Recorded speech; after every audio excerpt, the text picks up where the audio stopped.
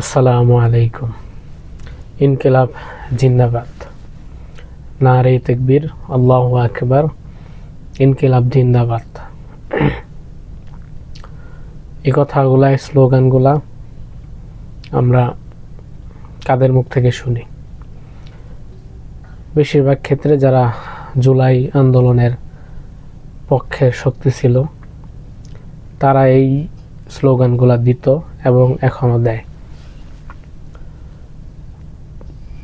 জুলাই আন্দোলনে জামাত ছিল, বিএনপি ছিল, আওয়ামী লীগ বাদে সব ধরনের বাংলাদেশের সব ধরনের রাজনীতিক দলরা এই জুলাই আন্দোলনে অংশগ্রহণ করছে। তবে সবচাইতে যাদের বেশি ভূমিকা ছিল তারা হচ্ছে ছাত্র, ঢাকা বিশ্ববিদ্যালয়ের ছাত্ররা। হাসনাত আবদুল্লাহ, সার্জিস আলম, আক্তার হোসাইন, এদের মতো যারা ছিল তারা ছিল। তো তারা এই স্লোগানগুলা দিত।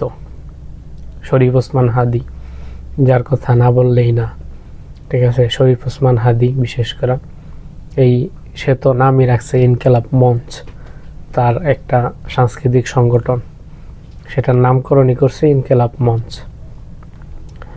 তো এই ইনকিলাব জিন্দাবাদ, ইনকিলাব মঞ্চ, এই সম্পর্কে আপনারা ইতিমধ্যেই সামাজিক যোগাযোগ মাধ্যম, মেইনস্ট্রিম মিডিয়া, যত মিডিয়া আছে, সংবাদপত্র, সব জায়গায় দেখতে পাইতেছেন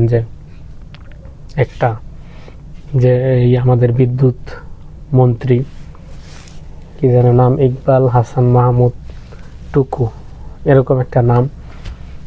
তো এই মন্ত্রী নতুন মন্ত্রী হয়েছে। তো আমরা দেখছি আওয়ামী লীগের সময়ও যে মন্ত্রীরা বিভিন্ন ধরনের অসংলগ্ন কথাবার্তা বলতো, যেগুলা মানুষের মধ্যে বিরূপ প্রতিক্রিয়া সৃষ্টি করত। তো বিএনপি সরকার গঠন করছে, 1 মাসও হয় নাই, এর মধ্যেই তারা বিভিন্ন ধরনের চাঁদাবাজি নিয়ে, সড়ক ও পরিবহন সেতুমন্ত্রী সে বলে দিল যে সমন্বয় করা, সমঝোতার মাধ্যমে যদি চাঁদাবাজি করা হয় তাহলে সমস্যা নেই। তারপরেই এই যে টুকু সাহেবের বিদ্যুৎ মন্ত্রী তিনি বললেন যে ইনকিলাব মঞ্চ, ইনকিলাব জিন্দাবাদ, এই স্লোগানগুলা বাংলা ভাষায় চলবে না 21 ফেব্রুয়ারির মূল্যবোধকে প্রকাশ করার জন্য। আসলেই কি এটা চলবে না? জিন্দাবাদ, বাংলাদেশ জিন্দাবাদ বিএনপি স্লোগান। তো এই জিন্দাবাদ এটাও কিন্তু বাংলা শব্দ না, ঠিক আছে? অনেক শব্দই আমরা ব্যবহার করি। তো পরিশেষে